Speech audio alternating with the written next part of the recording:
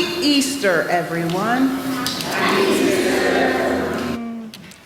On this most important day in the Christian calendar, we can still find opportunities for ourselves to celebrate renewal, rebirth, and the opportunity to create a new world for ourselves.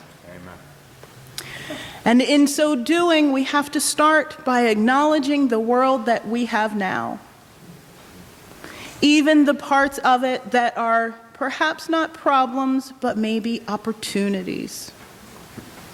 So the opportunities that we have this morning are to end violence in our society, to end hunger and poverty, and discrimination and oppression. Because as we know, there are many opportunities to do that right now in this world. As I share with you a prayer from Lisa Friedman.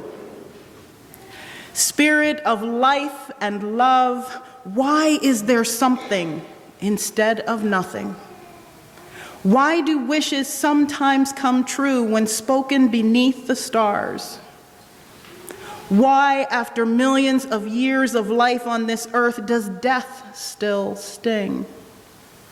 Why is it so hard for people to learn how to love one another?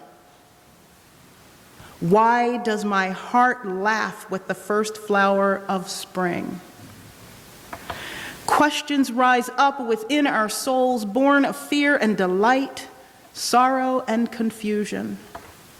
Questions live within us, shaping our choices and our search for truth. Help us to embrace them and to grow. On this Easter morning, our reading comes from the book of Mark, chapter 16. The resurrection of Jesus. When the Sabbath was over, Mary Magdalene and Mary, the mother of James, and Salome bought spices so that they might go and anoint him. And very early on the first day of the week, when the sun had risen, they went to the tomb. They had been saying to one another, "Who will roll away the stone for us to the entrance of the tomb?" When they looked up, they saw that the stone, which was very large, had already been rolled back. As they entered the tomb, they saw a young man dressed in a white robe, sitting on the right side, and they were alarmed. But he said to them, "Do not be alarmed. You are looking for Jesus of Nazareth, who was crucified. He has been raised. He is not here. Look, there is the place they laid him. Go, tell his disciples and Peter that he is going ahead of you to Galilee. There you will see him, just as he told you." So they went out and fled the tomb, for terror and amazement had seized them, and they said nothing to anyone, for they were afraid. Now, after he rose early on the first day of the week, he appeared first to Mary Magdalene, from whom he had cast out 7 demons. She went out and told those who had been with him while they were mourning and weeping. But when they heard that he was alive and had been seen by her, they would not believe it. After this, he appeared in another form to 2 of them as they were walking in the country, and they went back and told the rest, but they did not believe them.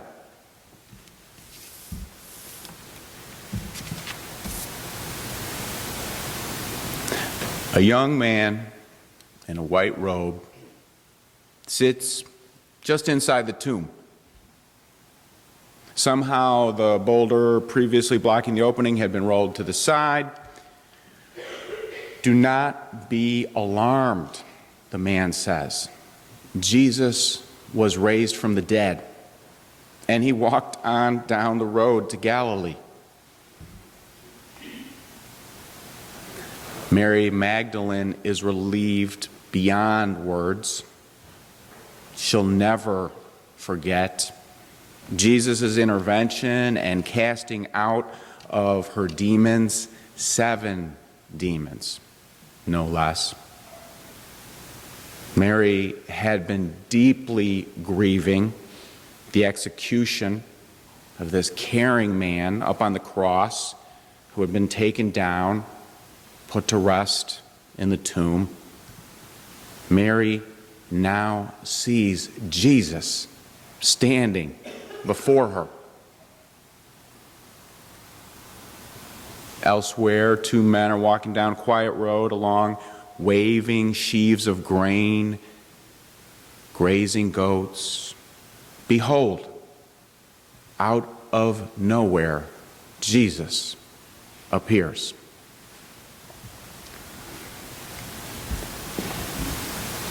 Joseph Campbell was a renowned scholar in fields of literature, religion, and mythology, respected at top universities.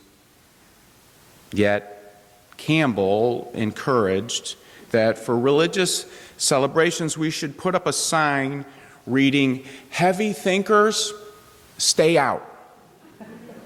Heavy thinkers, stay out. I think it's good advice. Even for those Enlightenment-influenced Unitarian Universalists, religious holidays are not really a time for rigorous intellectual deconstructionism. How truly beautiful that on this Easter Sunday, people around the globe are celebrating the physical resurrection of Jesus. And you may be one of those people. And if so, we deeply honor that today. Some proclaim that if you do not believe in the literal resurrection of Jesus, you cannot celebrate Easter. And I just disagree with that. Many of us, including myself, are agnostic or do not believe in the physical resurrection of Jesus. Some of us just do not believe that he actually arose from the dead. But we do celebrate Easter with very good purpose. Today on Easter, we honor the story of the resurrection. Again and again, we tell the miraculous, beyond belief Easter story, how Jesus' love transcended his death and saved his followers with courage and hope. On Easter, we honor that Jesus ministered with compassion and respect to prostitutes and people with intense mental health problems. Jesus ministered with touch and care to the lame and the lepers. And Jesus upended the tables of the greedy money changers at the sacred temple. And for standing the social order on its head and proclaiming the kingdom of God to be enacted now, Jesus was killed. Absolute historic fact that that man was killed for trying to upend the social order. That is not a debate. Good Friday, the day of mourning Jesus' death, his execution, precedes Easter. To get to resurrection, you have to die, or suffer, or be rejected. And next week, we will more fully explore suffering as the suffering rising again, cycles move continually through our lives. And you could think about it that we're going to very respectfully flip the order and do Good Friday next Sunday. So I encourage you to come out and explore that. But today is Easter, and here's the thing. If Jesus' resurrection is a myth, then it's a sacred myth with tremendous value for the living of our lives. The powers of myth and reality are intricately interwoven. Joseph Campbell taught, myth explores that which lies beyond concepts of reality. That which lies beyond concepts of reality, we're probably not conscious all the time of where that boundary is. Myth explores that which transcends thought and feeling, goes beyond, interconnects us with others. Myth gives you a line to connect with the mystery that you are. You are a mystery in many ways, and myth helps you connect with that mystery.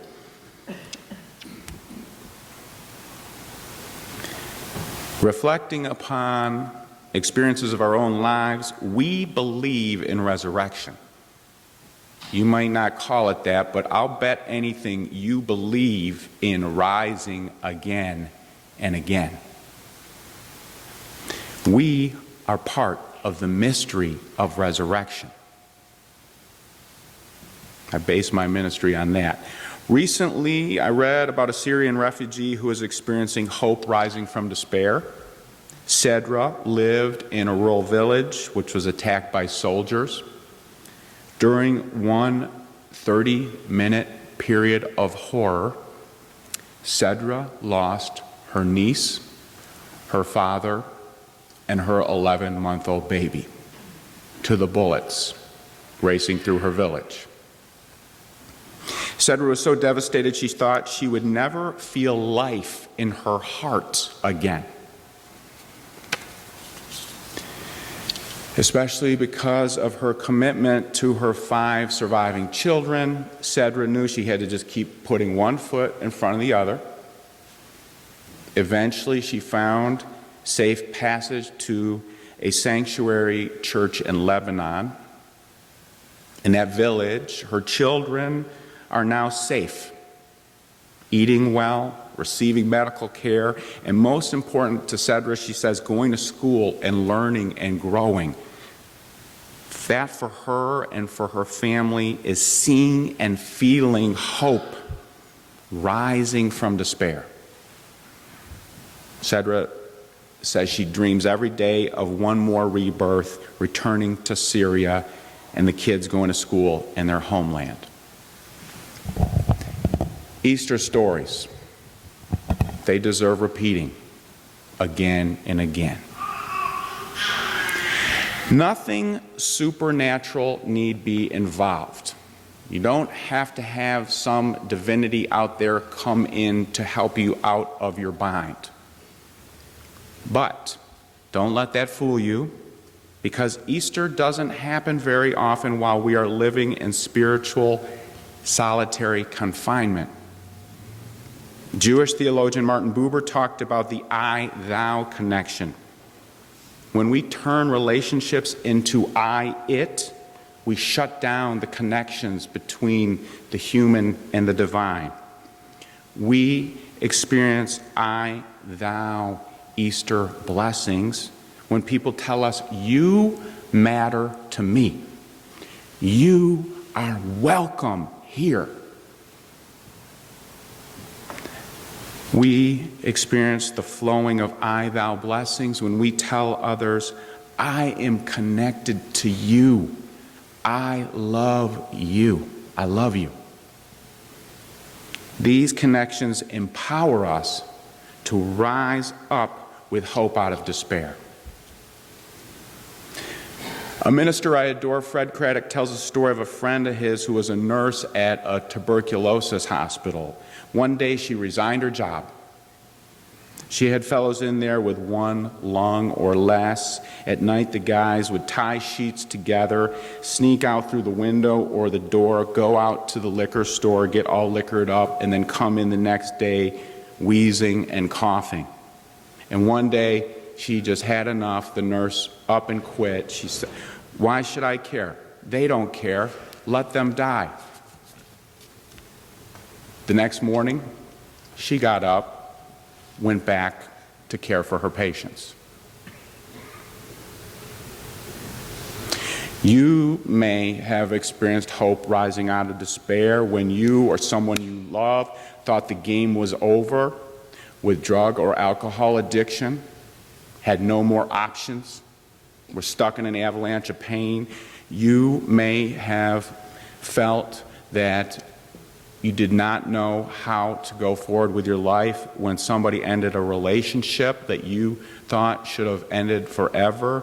You may have felt stuck in pain that would never end. If you're worried about somebody you love who was ill, couldn't get around because of debilitating chronic pain.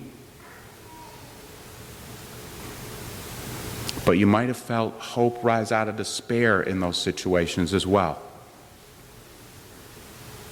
Somehow it turned, somehow it lifted. What is your Easter story? They deserve repeating again and again. Right now, the circus in Washington can distract us from many Easter stories which are happening. Nicholas Kristof, I believe one of the best reporters in America, with the New York Times. He is with the New York Times. He wrote an article. The title is mind-boggling. 2017 was probably the very best year in the long history of humanity. Before you laugh too much or jump out of your seat in an intense protest, listen to Mr. Kristof. In 2017, a smaller share of the world's people were hungry, impoverished, or illiterate than at any time before. A smaller proportion of children died than ever before. Every day in the year 2017, the number of people around the world living in extreme poverty, defined as less than $2 a day, went down by 217,000 people. That's according to an economist out of Oxford University. Every day, 325,000 more people gained access to electricity, and 300,000 more gained access every day to clean drinking water. There's a ton of problems, but those facts sound to me like Easter is happening in real ways that deserve to be told about time and time again. Just like Jesus walking out of the tomb. Some say religion is a drug to make the masses stupid and docile. Those folks are actually caught in an analytic inaccuracy about cause and effect. We progressive religionists are not saying religion caused all the good things to happen. And we're not saying if you are religious, you have a guarantee against problems. But we are saying that religion allows and obligates us to more fully celebrate and participate in making hope rise out of despair. We are saying that religion allows and obligates us to more fully celebrate and participate in making hope rise out of despair. President Trump rode the gloom parade to the White House, proclaiming he'll make America great again. And I join Mr. Kristof in asking, really? If that great America that we would want again was back in the 1950s, so to say.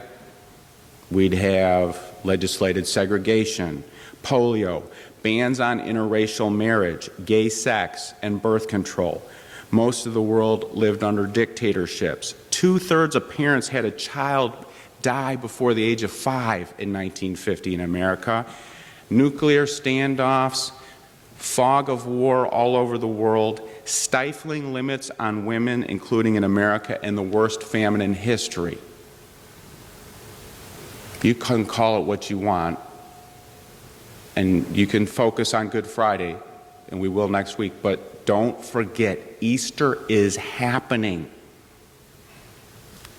And Easter invites us to step out of the role of passive listener and to step into the role of active participant in bringing good news to the poor of body and spirit, including ourselves.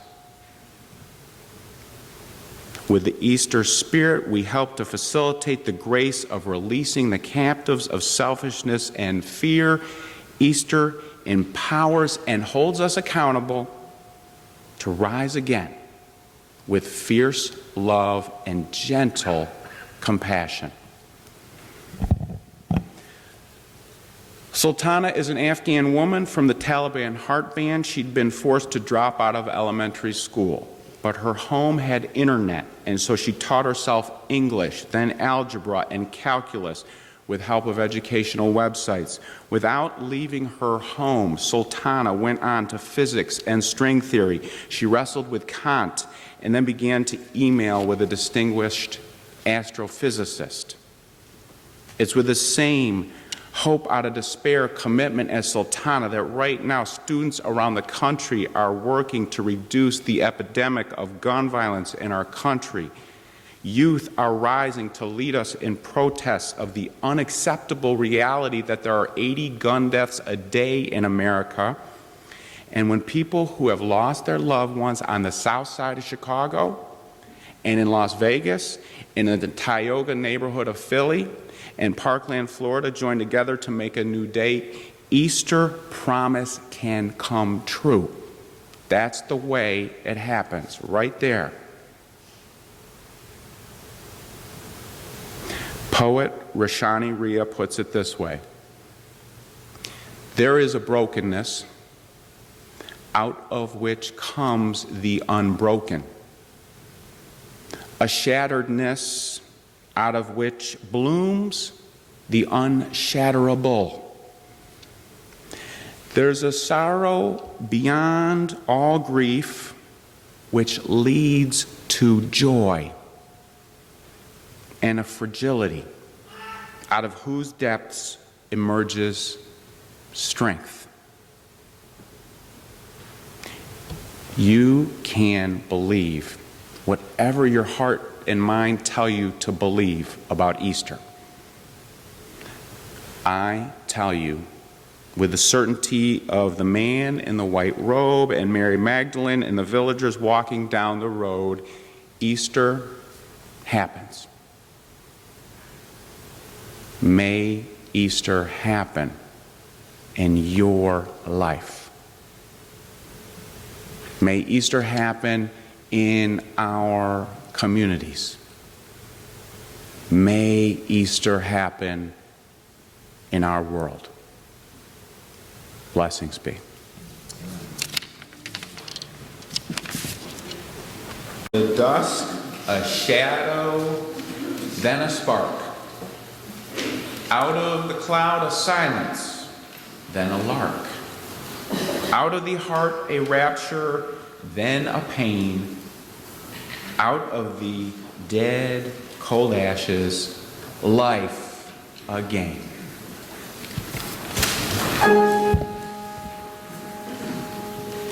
The rain is over and gone. The winter is passing by.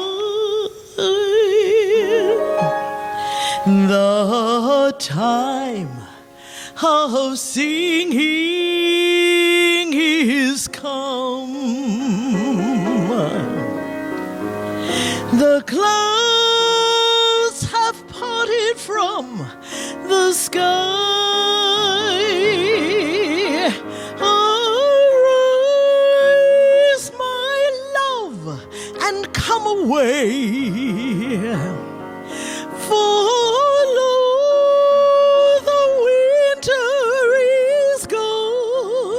The rain is over and gone, is over and gone. My love, come away. My fair one, come away. We will rise and go to the city, a city without any walls, where we will live in freedom. To the new Jerusalem we're calling.